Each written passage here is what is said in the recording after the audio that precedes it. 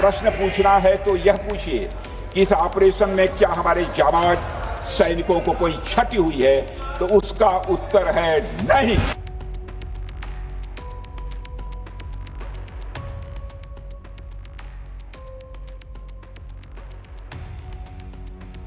इस देश के 6 वो जांबाज जिन्होंने इस देश की रक्षा में अपने प्राणों की आहुति दी ऑपरेशन सिंदूर के दौरान, और वो 6 जांबाज जिनकी प्राणों की आहुति को, जिनके सर्वोच्च बलिदान को नकारने का काम नरेंद्र मोदी की सरकार ने किया।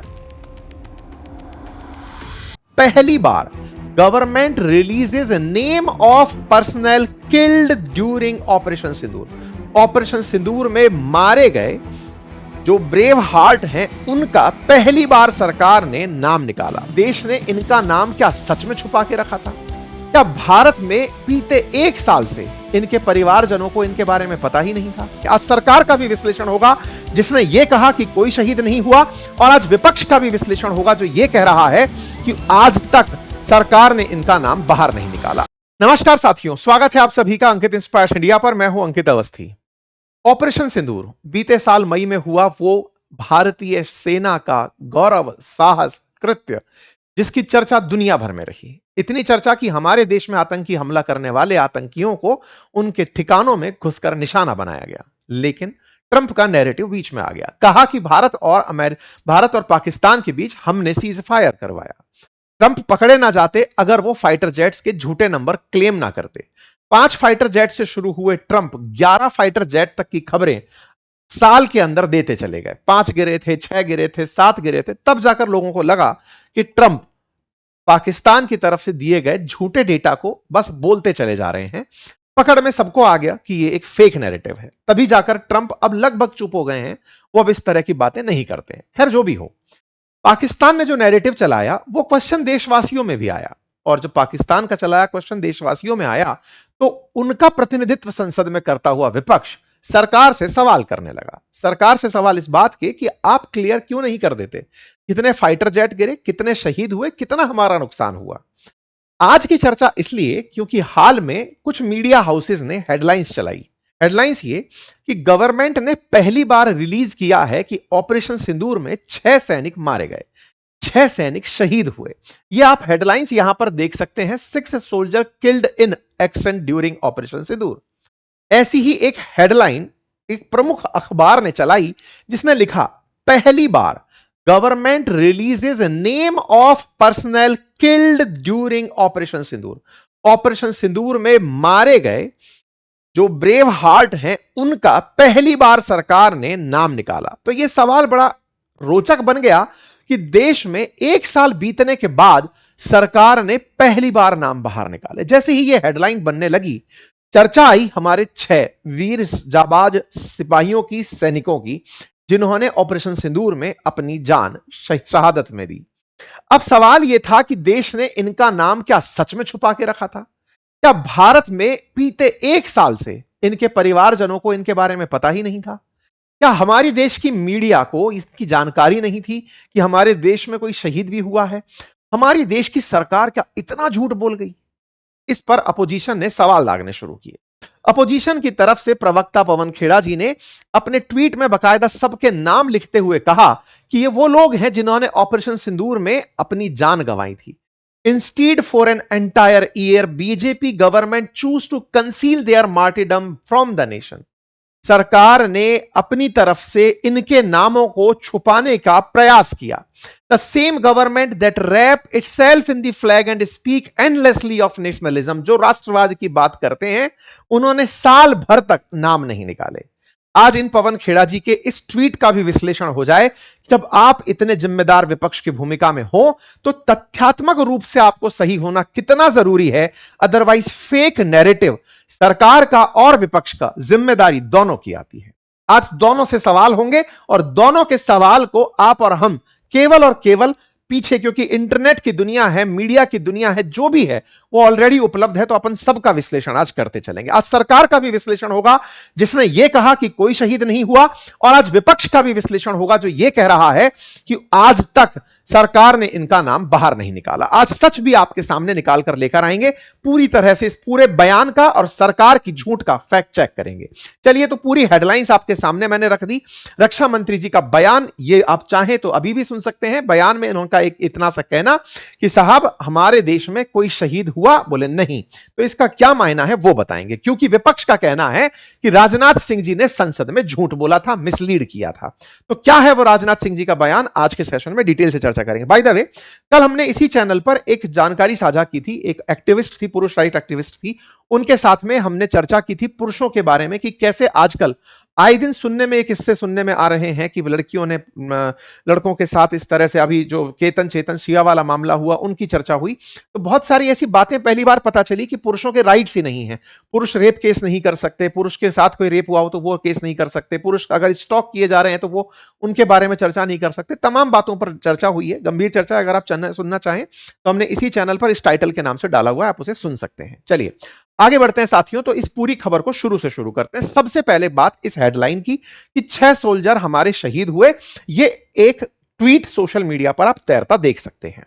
ऐसे ही देश के प्रमुख अखबार में यह हेडलाइन लिख सकते हैं। द हिंदू ने लिखा, पहली बार सरकार ने आंकड़ा रिलीज किया। तो साहब ये पहली बार की क्या कहानी है वो सुनो। हुआ कुछ यूं कि हमारे देश के दिल्ली के अंदर, राजधानी के अंदर, केंद्र सरकार के द्वारा अपनी जो वॉर मेमोरियल है ना, नेशनल वॉर मेमोरियल, उसकी वेबसाइट पर रोल ऑफ ऑनर में हमारे 6 जवानों के नाम लिखे गए। हमारे दिल्ली के अंदर एक राष्ट्रीय युद्ध स्मारक बना हुआ है। उस राष्ट्रीय युद्ध स्मारक के अंदर साल 2025 वाला जो खंड है उसमें इन सैनिकों के नाम लिखे गए।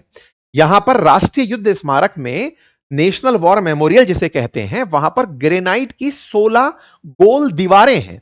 उसमें देश के लिए जान देने वाले, शहीद होने वाले वीर लोगों के नाम लिखे हुए हैं। यदि आप राष्ट्रीय युद्ध स्मारक को देखें तो कुछ इस प्रकार से इंडिया गेट के पास आपको दिखाई देता है। इस युद्ध स्मारक के अंदर ये जो 16 दीवारें बनी हुई हैं, इन पर लिखा हुआ, अंकित होता है हमारे वीर शहीदों का नाम, जिसमें अमर चक्र, वीरता चक्र, त्याग चक्र, रक्षा चक्र, इस नाम से सर्कल्स बनी हुई हैं। इन सर्कल्स को अगर आप 3D में देखें तो ये कुछ इस तरह से दिखाई देती हैं। जैसे आप यहां पर ये वॉल देख रहे हैं, इस वॉल के अंदर ही एक पट्टी लगा दी जाती है। वॉल पर लगी हुई पट्टी पर नाम अंकित होते हैं।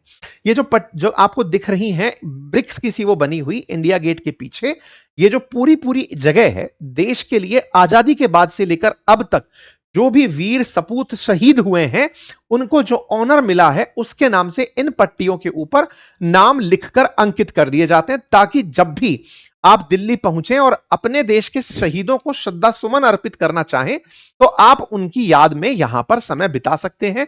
आपको यह एहसास दिलाने के लिए कि यह देश इन सपूतों के प्रति कितना ज्यादा समर्पित है, उनके प्रति क्या भाव अपने मन में रखता है। ठीक है साहब।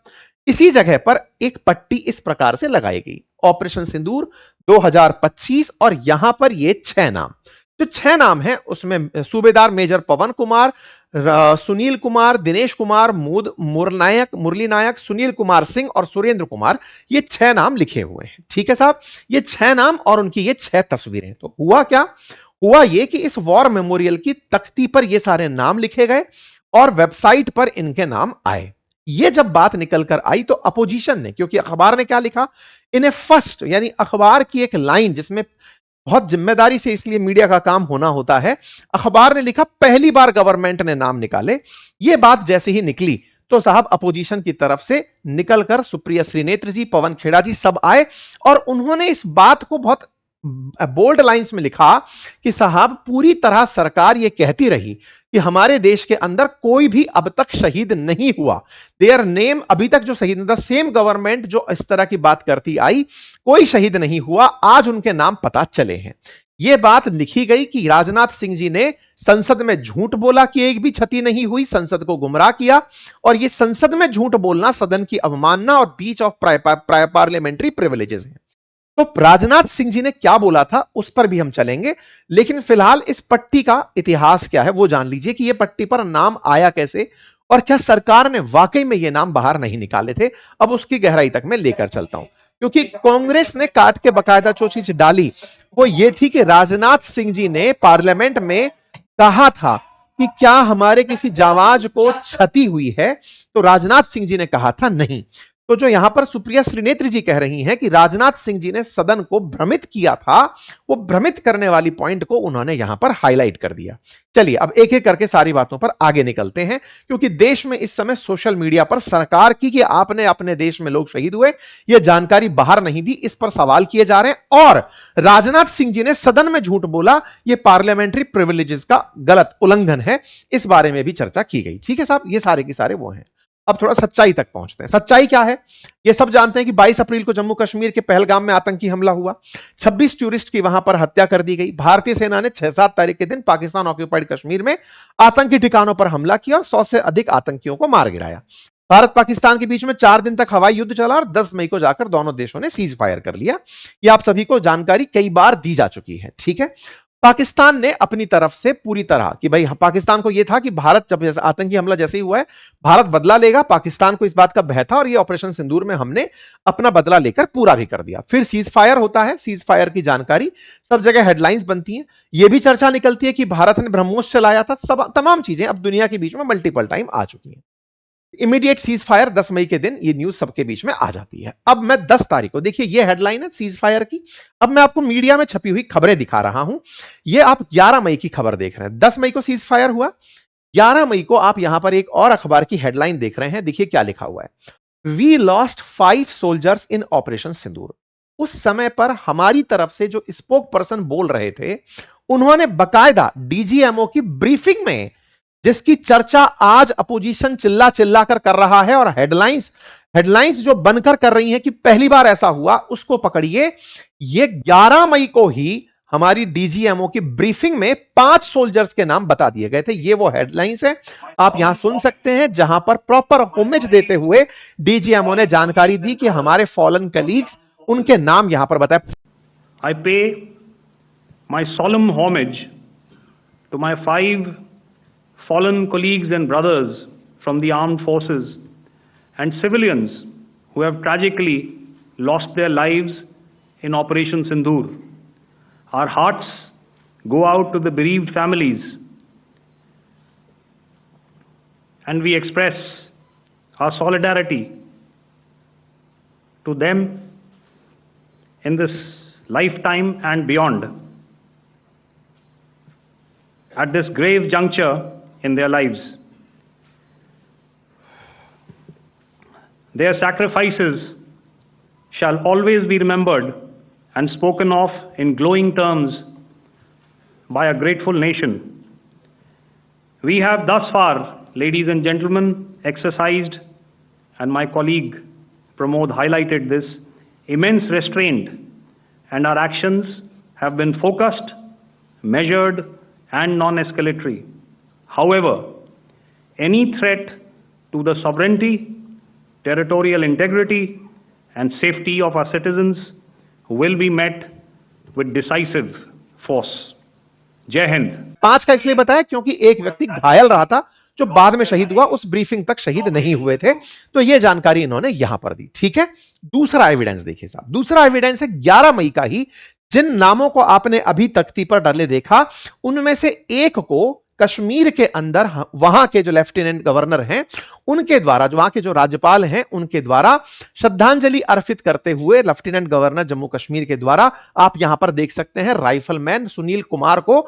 यह 11 मई का तस्वीर है जो सबके सामने है, ऑपरेशन सिंदूर में शहीद हुए थे, उनको ट्रिब्यूट देते हुए है। और देखिए जिस जिस कॉर्प्स के हमारे सैनिक थे उनके द्वारा 16 मई को यहां पर आप ट्वीट देख सकते हैं, सूबेदार मेजर पवन कुमार, ये वो नाम है जो उस तख्ती पर लिखा हुआ है।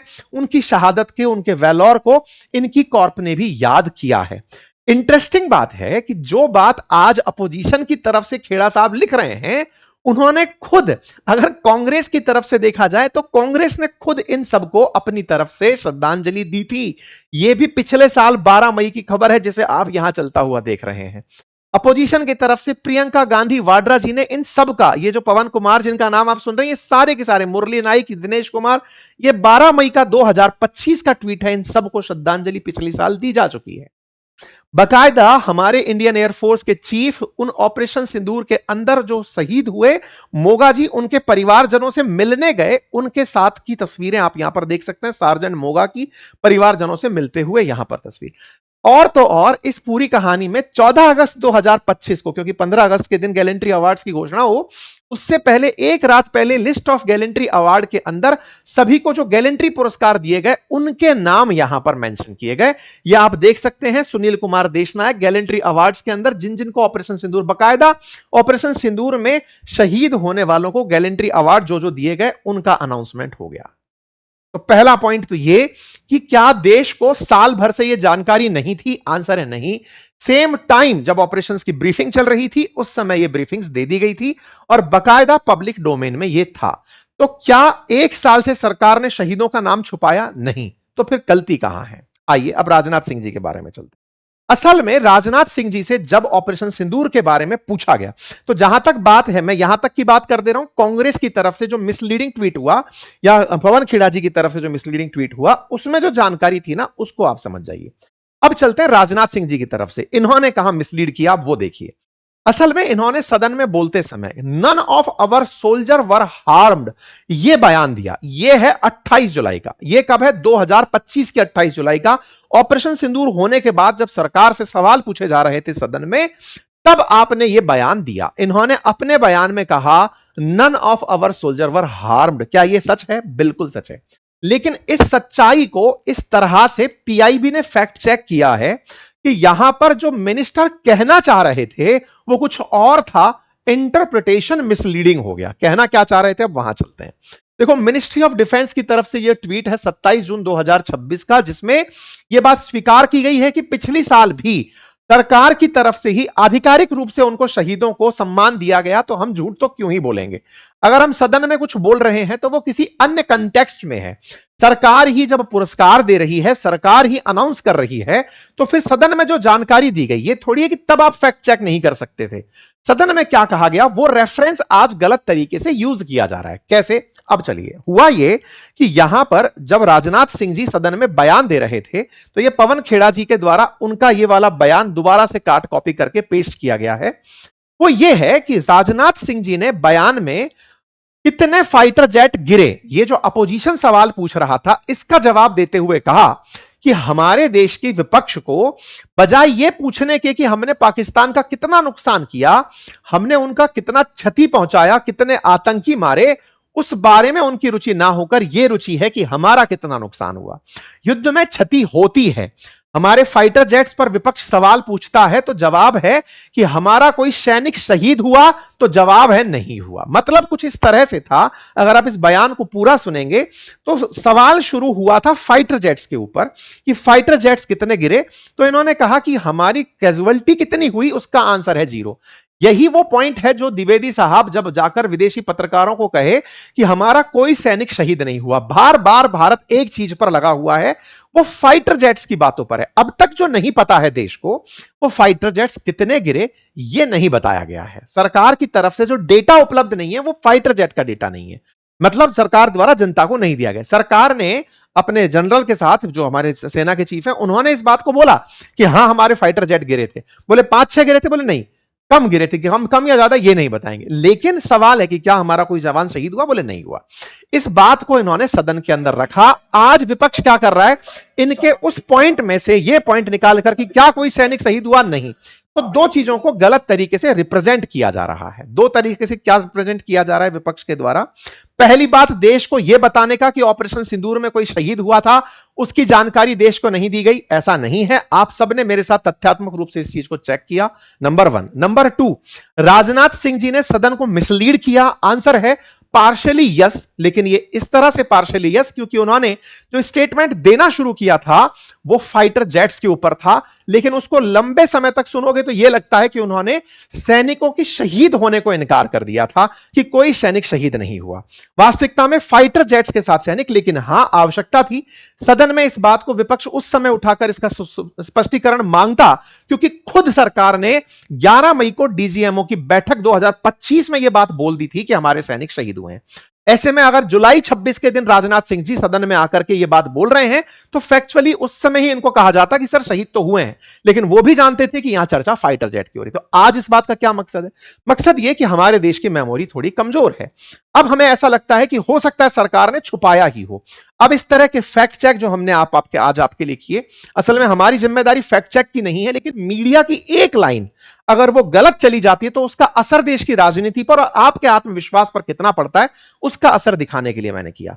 हमारे चैनल का जो नाम है ना अंकित इंस्पायर्स इंडिया, उसके पीछे का पर्पस है, आपको याद होगा ऐसे ही एक अखबार ब्लूमबर्ग ने कुछ दिनों पहले यह बात छाप दी थी कि देश ने सोना बेच दिया है। उस पर विपक्ष पूरी तरह हमलावर हो गया और हमने उस दिन भी बातें बाजार की पर यह पूरा सेशन आपके सामने डिकोड करके दिखाया था कि देखिए ये केवल वैल्यू चेंज हुई है अंतरराष्ट्रीय बाजार में, जिसकी वैल्यू को ये लोग बता रहे हैं कि अखबार वाले बता रहे हैं कि देखिए साहब यहां पर देश से सोना बेच दिया गया है। वास्तविकता में वो फैक्ट गलत था, अखबार ने उस फैक्ट को फिर डिलीट किया और उसकी गलती मानी। अपोजिशन लेकिन इस बात को देश के अंदर यह फैला चुका था कि हमारे देश का सोना बिक गया, जबकि वास्तविकता जो थी वो आपके सामने थी, अभी भी वही है। अखबारों ने इन्हें फर्स्ट करके लिख दिया कि पहली बार ऐसा हुआ है। अपोजिशन के पास आधार है, साहब हमारी क्या जिम्मेदारी है, अखबार बोल रहे हैं, लेकिन जिम्मेदारी हम सबकी है, क्योंकि हमारे इस देश के लोगों का जो कॉन्फिडेंस है ना वो इन फेक बातों से टूटता है। अल्टीमेटली विपक्ष और सत्ता पक्ष काम देश के लिए ही कर रहे हैं। जिम्मेदारी पूर्वक तरीके से अगर हम तथ्यों को, अगर अपोजिशन भी तथ्य लिख रही है, उनके पास में बहुत सारे रिसर्चर्स हैं, वो इस बात को फैक्ट सही तरीके से लिखें। सुप्रिया श्रीनेत्र जी ने इसी वजह से उस पूरी बात में राजनाथ सिंह जी को सदन में जिम्मेदार ठहराया कि आपने वहां पर मिसलीडिंग बयान दिया था। वो वहां पर बहुत स्मार्ट तरीके से ट्वीट कर गई, खेड़ा साहब कर गए होंगे जिस तरह से सोच के। आप लोग इसे कैसे सोचते हैं अपनी राय जरूर बताइएगा। चैनल पर नए हैं तो सब्सक्राइब कर लीजिए, क्योंकि इस चैनल का अल्टीमेट उद्देश्य अंकित इंस्पायर्स इंडिया रखने का कारण यही है कि आपके कॉन्फिडेंस में कोई फेक खबर लीकेजेस ना कर दे। इसीलिए आपसे रिक्वेस्ट रहती है कि सुनने के बाद चैनल को सब्सक्राइब करना ना भूलें, उसका कोई चार्ज नहीं है, लेकिन भविष्य में आप तक आने वाली सूचनाएं हम पहुंचाने में सक्षम होते हैं। बाकी एक हमने अच्छा सा इंटरव्यू रिकॉर्ड किया है, आप चाहें तो उसे भी सुन सकते हैं। बहुत बहुत धन्यवाद।